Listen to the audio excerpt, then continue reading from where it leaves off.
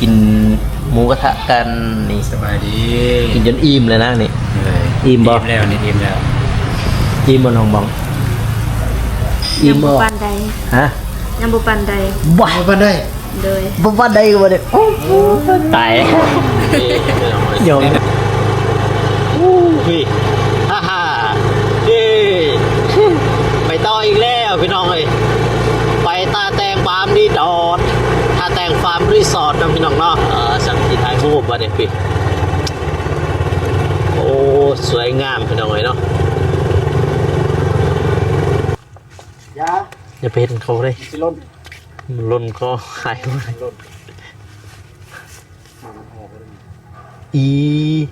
เขาเคยเห็นนี่น่าเสียดายเนาะบอตูนเนาะบ่ได้เอาโดนมาเนาะบอกเลยว่าสุดยอดพี่น้องเบิ้งตูนให้ดินในเกาะนี่พอเท่า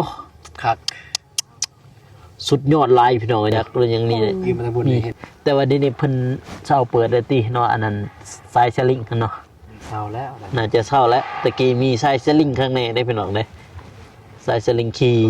ขามน้องแล้วบอกกูอัปเดต2 สาวเด้ถ่ายรูปเด้ถ่ายรูปเอา เดต2 สาวถ่ายรูป เอาเฮ็ดบาทนี้พี่น้องเอ้ยโอ้รถเบาโกบ่ได้ล้างเลยเฮ้ยเพิ่มสิเต็มบ่สัก กลัวว่าเป็นยัง มันบ่เป็นยัง แต่ว่าเต็มใจให้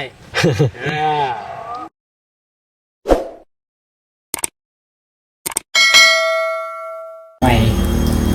เอาเพิ่นก็ใส่กล่องอันนี้บ่ ใส่กล่องแบบนั้นแหละ รุ่นยังดีใจยังพี่น้องเอ้ยยิ้มบาดนี่บ่เรือเสียตูนมัน ยิ้มแล้วพี่น้องเอ้ย เอาบองเพิ่นก็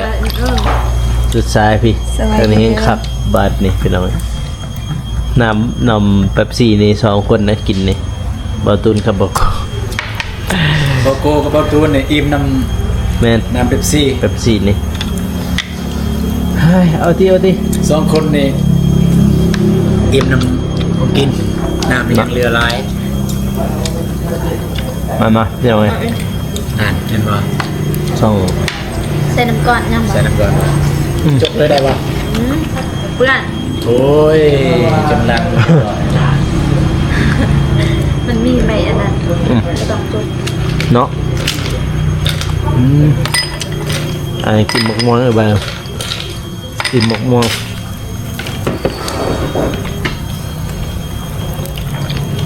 มากินดาดได้พี่น้องเด้อ แล้วไปอ่าน เอารถพอเราได้อิ่มเนี่ยกินฮอตนี้เลยฮอตนี้เลย ยังเคยใบเถ ตอ อะ นนี้นี่คุณซื้อฮอตนี้แหละตอนนี้ฮอตนี้ มันเนี่ยพี่น้องเลยกินหมูกระทะต่อจาก EP 2จาก2ใหญ่เนาะพี่น้องเนาะก่อนอื่นมาเถือกกับทักทายสบายดีเด้อพ่อแม่พี่น้องเด้อก็ยินดีต้อนรับเข้าสู่ช่อง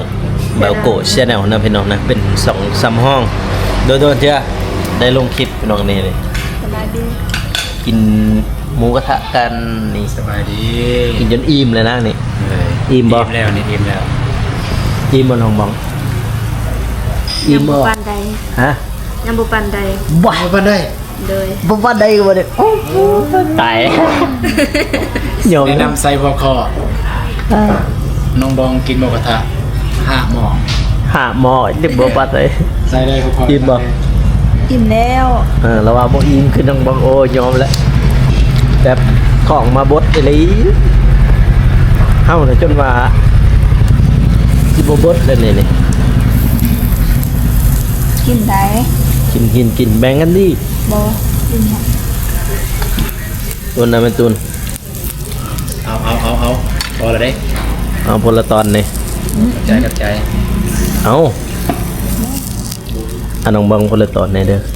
เอาน้องบอง แบบนี้โอเคแล้ว ให้น้องตอนไง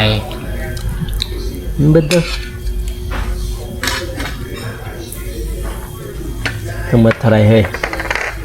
700,000 400,000 19,000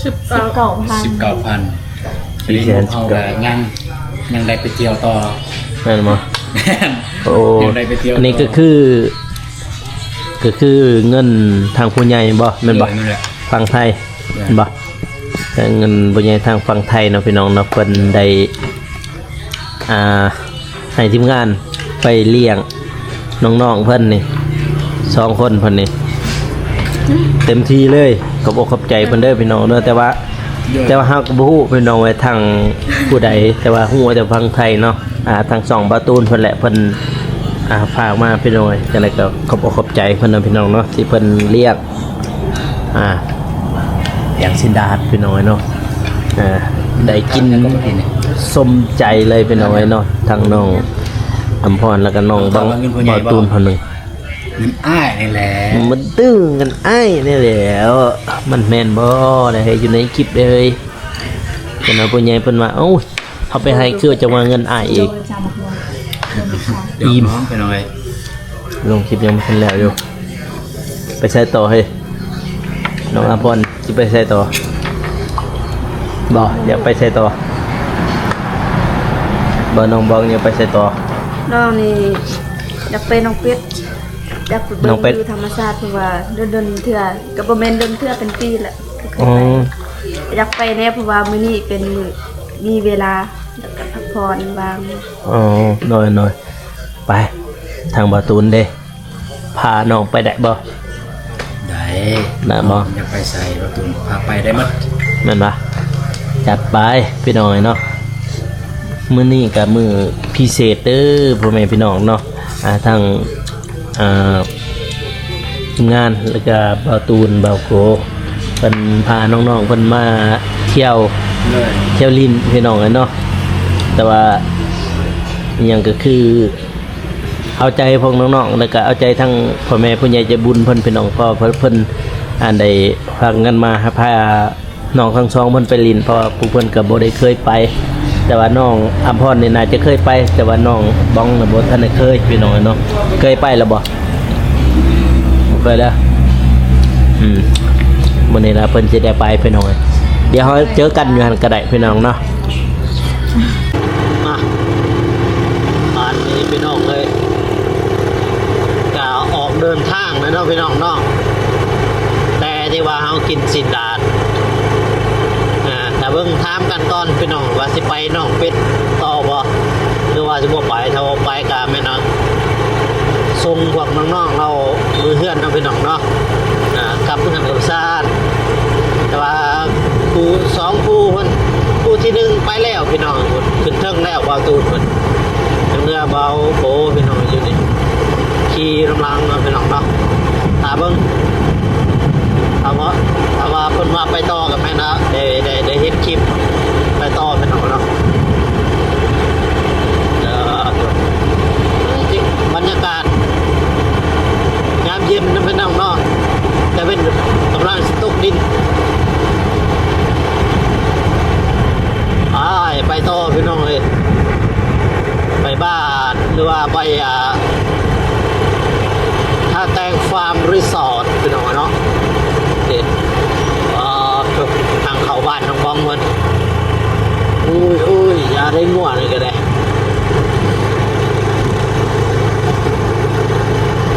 อีกเช้านี่เลี้ยวหลังขับรถไปบนหน้าบนหลังเลยไม่ต้องเลยพี่ฮ่า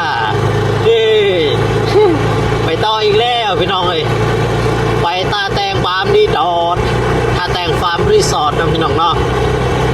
นี่2คู่คนนี้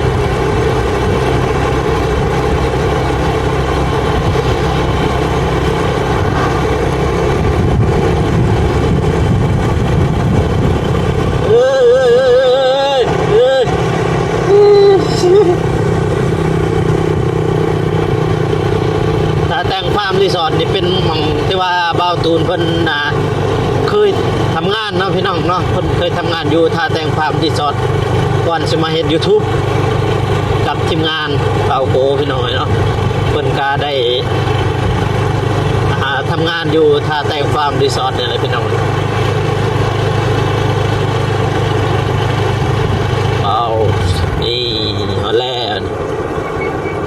แตงฟาร์มรีสอร์ทบายบัดนี้ว้าวเป็นหม่องท่องเที่ยวของเมืองท่าแตงนะพี่น้องเนาะขี่เป็ดบ่โอ้เสียดายบ่ได้เอาโดรนมาเนี่ยคันเอาโดรนมานี่บินมุมสูงให้พ่อแม่พี่น้องคนได้เบิ่งขี่เป็ดขี่เหือเคยขี่บ่เดี๋ยวนึงโอ้ยพี่น้องเอ้ยเคยขี่เทื่อนึงข่อยเคยขี่เทื่อนึงคือกันขี่อยู่น้องเป็ดนี่เทื่อนึงขี่อยู่อันนั้นพุทธเทื่อนึงสัมผัสถ่ายรูปบัดนี้พี่โอ้สวยงามพี่น้องเอ้ยเนาะโอ้โหแต่มันเด้โอ้น่าเสียดายบ่ได้เอาโดรนมาถ้าเอาโดรนมาเลยบินมุมสูงนี่สุดยอดเลยพี่น้องเอ้ยเนาะการบินมุมสูงให้พ่อแม่พี่น้องได้เบิ่งนะโอ้มาเบิ่งด้านนี้พี่น้องเนาะเบื้องทุก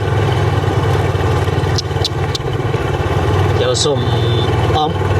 อมก้อนพี่น้องเลยเนาะ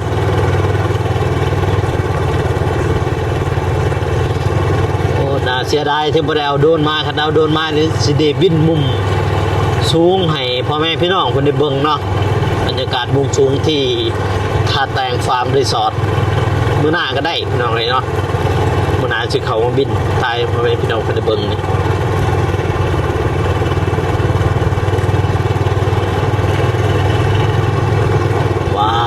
ว้าวสาวคนก็มาหลีดร้ายได้พี่น้องได้ทางนี้ได้แต่ว่ามื้อนี้ก็บ่แม่นว่าเป็นเทศกาลอีหยังดอกพี่น้อยก็วันธรรมดาได้แหละแต่ละมื้อก็จะมีดอก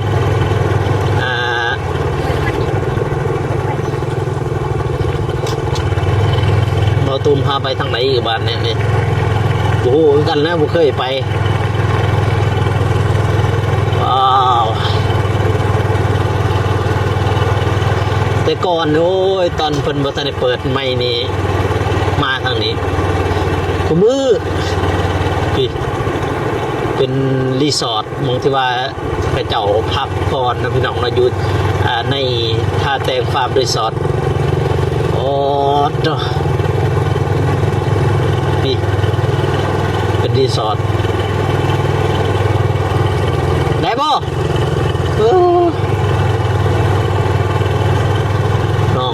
น้องควัน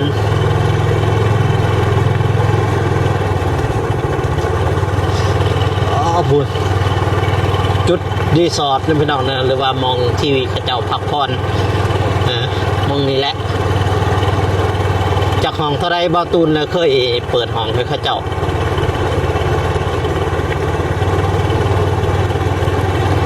เส้นทางนี้ไปสนามกอล์ฟก็ได้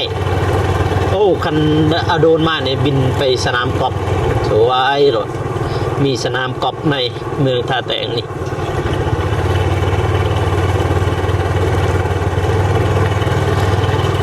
ปลาเนี่ยคือเสียลาย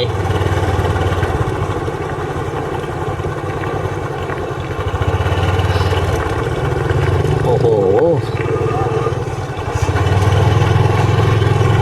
ได้บ่โอ้พี่มามุมนี่ได้บ่ได้บ่เอ้ยเดี๋ยวหน่อยข้าเจ้าซิดป่าคอปลาซ่อนไปยังไหนแต่โอ้น่าเสียดายจริงๆได้บ่ฮัมได้บ่โอ้โหใหญ่เลยแม่งยังเขาหูวันนี้เขาให้ไปอยู่บ่เลย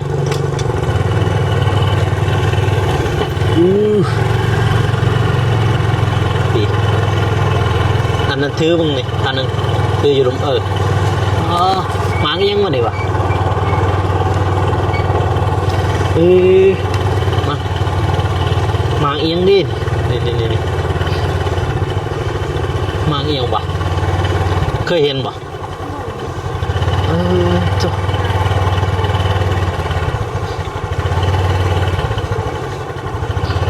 ว้าวคฤหาสน์ ถ่ายรูปก่อน เข้าให้มาอยู่บ่เฮ้ย ไปเดินอยู่ทางเทิงพักสุด นั่นบ่ วันนี้แหละคือบอลโปรตุเกสตะกี้แต่บ่ได้เบิ่งไปยืนสิครับ จักเขา บอลมาปัวบ่ จักเขาให้มาอยู่บ่บ่ตูนเขาให้มาอยู่บ่หมากเอียงนี่เฮ้ย มาน้องเต้า ฮะน้ำเต้า ยา อย่าไปเห็นเขาเลย สิล้น มันล้นคอหายหมดเลย ล้นมามันออกไปเลย อีเขาเคยเห็นนี่ มาลันเต้า น่าเสียดายเนาะบ่ตูนเนาะบ่ได้เอาโดนมาเนาะลองเย็นให้สิครับ เฮ้ยคันเอาโดนมานี่พี่น้องโอ้ได้เห็นมุมสูงให้พ่อแม่พี่น้องเพิ่นได้เบิ่งอ้าวถ่ายบัดนี้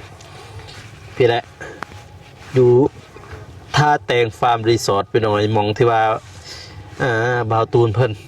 ท่องเที่ยวในมือก่อนบ่แม่นท่องเที่ยวบอลบ่าวตูนเคยเฮ็ดเวียกน้องพี่น้องเนาะก่อนที่ว่าเพิ่นสิเฮ็ด YouTube กับทีมงานแม่ล่ะเพิ่นเฮ็ดเวียกอยู่นี่ก่อนเนาะพี่น้องเนาะหลังจากนั้นเพิ่นจึงไป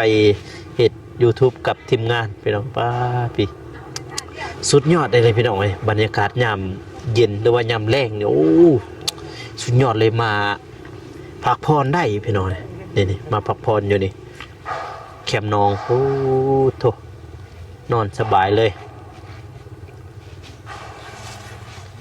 ทายโอ้คฤหาสน์ปานคฤหาสน์เลย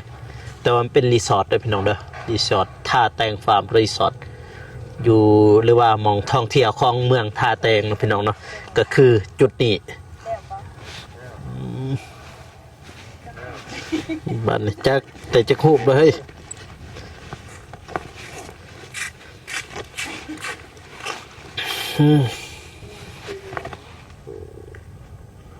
แล้ว ตูนหัวจักไวไฟอยู่นี่ว่าตูนเฮ้ย ฮะ ไวไฟอยู่นี่ ด้วยจะถ่ายรูป ร้านไวไฟหูบ่ ตู้ กันสิตาไฟฟ้าอยู่เทิงไปอยู่นี่เพิ่นกำลังติดอยู่ นั่นบ่ ไป จะน้อยก็ได้นะนี่ยังบ่โดนนอกเอาถ่าย บอสิถ่ายเอง ถ่ายเอง ที่จริงนี่กองนี่งามกับกองนี่นะนี่ กล่องนี่บ่งามเลย กองนี่ บ่งาม งาม บ่ กล่องตัวนี้งาม กองนี่ ล่าสุดยืมถ่ายรูป ยัง10ไปวินาทีแล้วนี่ภาพบุคคลในถ่ายภาพบุคคลในตัวนี้ งาม โดย มันจะมี ถ่าย ระยะมันระยะ1ระยะ2ระยะ3คักอีหลีพี่น้องบอกเลยว่าคักสุดๆเนาะพี่น้องเนาะอยู่ที่ท่าแตงฟาร์มรีสอร์ทหมองท่องเที่ยวพี่น้องในเมืองท่าแตงเนาะพี่น้องเนาะมาเป็นครูเลยเฮ้ยบัวเอาสาวนี่โอ้ที่เบ้ากูนี่ประทับฮะ เป็นบ่ได้มาก่อนกัน แม่นบ่โตอ่อนช่อนนี่แหละหากเคยเห็นพี่น้องมากันนี่ มาน้ำเต้า มาน้ำเต้า งาม แต่ว่าเพิ่นปลูกหลายเนาะแล้วไม่เห็นอย่างนี่แบบนี้พี่น้องนี่อันนี้นี่บอก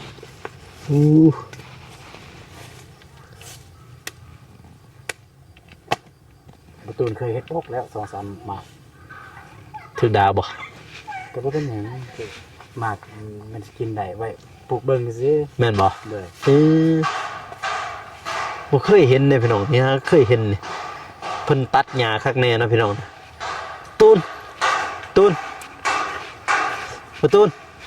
ห้องนึงเท่าไหร่ ที่ตอนประตูนอยู่ในห้องนี้เนี่ยมัน1,150,000 1,150,000 ด้วย ห้องนึง ตอนประตูนยังอยู่แต่เดี๋ยวนี้นี่กลายแล้ว กะละ ขึ้นเรื่อย โตมาได้พี่น้องผู้ใดอยากมาเที่ยวมาชมมาที่ท่าแตงฟาร์มรีสอร์ทนั่นพี่น้องเนาะห้องนึงกะ1,150,000บ่ก็ประมาณอยู่ราวๆกู 2,000 บาทพี่น้องเนาะ 2,000 บาทนี่ไปเลยโอ้คัก สุดยอดหลายปีบรรยากาศในท่าแตงฟาร์มนะพี่น้องนะวันนี้ก็ได้พาพวกน้องๆเพิ่นมาเที่ยว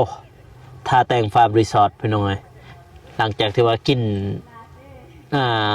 สิดาดแล้วก็พาเพิ่นมาลินน้องเป็ด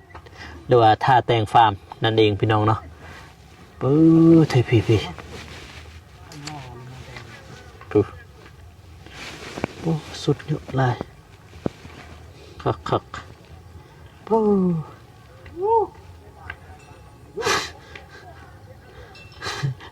ได้ป่ะแข่งได้ป่ะฮะแข่งได้ป่ะ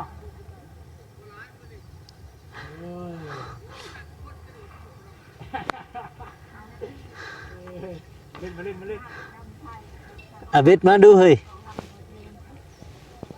ป้าบรรยากาศบอกเลยว่าสุดยอดพี่น้องเบื้องต้นเฮ้ยนี่ในเกาะนี่ป้าโธ่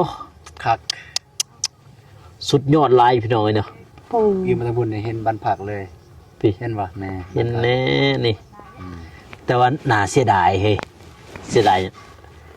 ไม่ได้เอาโดนมาเนี่ยเอ้ยคันวินโดนนี่ก็คือมองคุณแม่นะมองกินดื่มเด้อพ่อแม่พี่น้องเด้อ อย่ารู้มันบนหลังคาสีแดง แม่นอันนั้นแถวนั้นเป็นมองที่ว่ากินดื่มกินเหล้ากินเบียร์หรือว่าจุดท่องเที่ยวมาทางนี้แม่นะเป็นรีสอร์ทหรือว่ามองที่พักที่พร โซนพักพรเมืองไหน แม่นโซนพักพรของเขาเจ้า พี่ พี่น้อง มากมาได้ แม่นปักหมุดใส่รถท่าแตงฟาร์มรีสอร์ทเห็นอยู่หรอก เห็น เป็นหม่องท่องเที่ยวของเมืองหรือว่าของแขวงเซกองกับแม่นได้นะพี่น้องเนาะก็มองนี่ก็มีจุดหนึ่งแล้วก็มองนั่นอีกยังมีจุดหนึ่งสนามกอล์ฟแต่ว่าเส้นทางนี่ก็ไปได้คือกันเส้นทางนี่ ซอดเลยกัน สอดคือกัน แต่มันมีประตูปิดเดี๋ยวนี้มันปิดอยู่จ้ะ นั่นวะ โดย น่าจะแม่นเพราะว่าเพิ่นปิดบ่อยากให้เข้ามาทางอันนี้ทางท่าแตงฟาร์มรีสอร์ทนี่เพิ่นบ่อยากให้เข้ามา เพิ่นใส่เป็นสุดทางด่วนซื้อ แบบเพิ่นใส่เวลาเกินว่ามีผู้ใหญ่แขก แขก VIP สิบา VIP ก็ว่าได้ก็คือแขกการเมืองซะนักการเมืองมาพักมาเที่ยวแล้วเพิ่นอยากไปเล่นกอล์ฟ และบ่อยากขับกลับวนไปทางนั้นเพราะว่ากลางคืนเด้ แม่น มันมีคนขับทางนี้เลย ทางนี้ก็ได้คือกัน ประมาณนั้นแหละที่บ่ตูนบอกก็บางเตือนบ่ถือก็ขออภัย ถือจนแล้วเขาจะเอิ้นแขก VIP แขกผู้ใหญ่เพิ่น แขกผู้ใหญ่แขกการนำนี่แต่ว่าเบาโกเคยขึ้นนะเด้ผู้น้อยนั้นประตูนั้น อะไรครับบอก โอ้เห็นหมดบ้านมาจอนเห็นหมดเลย เห็นไปเลย เห็นหมดเลย อ๋อ สนามกอล์ฟน้องเป็ดนี่เห็นหมดเลยสุดยอดแห่งนี่ผู้น้อยนี่แต่ว่านี่ยังป่านี่บังอยู่นี่สุดยอดพี่น้องงามเซิร์นเซิร์นพ่อแม่พี่น้องเนาะฝั่งไทยหรือว่าต่างประเทศผู้ใดอยากมาเที่ยวทางตัวเมืองท่าแตงแขวงเซกองพี่น้องก็มาได้เนาะพี่น้องเนาะในลาวใต้เนาะพี่น้องเด้อเป็นท่าแตงฟาร์มรีสอร์ทเป็นจุดพักผ่อนแน่แล้วก็จุดท่องเที่ยวแน่พี่น้องเนาะในเมืองท่าแตงแต่ว่าลงไปแขวงเซกองอีกก็จะมีหลากหลายที่ว่าท่องเที่ยวพี่น้องเนาะมื้อนี้ก็ได้มีโอกาสเนาะพี่น้องเนาะได้พาพวกน้องๆเพิ่นมาเที่ยวชมเนาะในเมืองท่าแตงนี้เนาะพี่น้องเนาะแต่ก่อนหน้านั้นอันนั้นเฮาก็บ่ฮู้เนาะพี่น้องเนาะว่าพวกเพิ่นเคยมาบ่หรือว่าบ่เคยมาอันนั้นก็บ่ฮู้พี่น้องเนาะมื้อนี้ก็ได้พาเพิ่นมาพี่น้องโธ่เอากูก็ยังประทับใจพี่น้องเนาะแต่ก่อนก็มาในช่วงนั้นเพิ่นได้เบาตูนเลยแต่เขาเจ้ายังบ่ทันได้เฮ็ดพุ่นบ่ทันได้มีรีสอร์ทอันนี้ยังขี่รถคุมือมาทางนี้นี่มาเที่ยวเรียนเพราะว่าตะกี้หันตอนเพิ่นยังเฮ็ดเบื้องนั้นเด้ทางนี้บ่ทันมีดอกมีแต่อันนี้ซื่อๆตะกี้หันเฮือนกระตูบแท้นั้นก็ยังบ่ทันได้มีดอกข้ามไปเปิ้โตขี่รถจักรรถอย่างนี้เนี่ยมีแต่ว่าเดี๋ยวนี้เพิ่นเช่าเปิดได้ติเนาะอันนั้นสายสลิงเนาะ เศร้าแล้ว น่าจะเช่าแล้วตะกี้มีสายสลิงข้างในได้พี่น้องเด้สายสลิงขี่ข้ามหนอง แล้วบอกกูอัปเดต2สาวเด้ถ่ายรูป เด้ถ่ายรูปเอา อัปเดต2สาวถ่ายรูป เอาเฮ็ดบาทนี้พี่น้องเอ้ยปู๊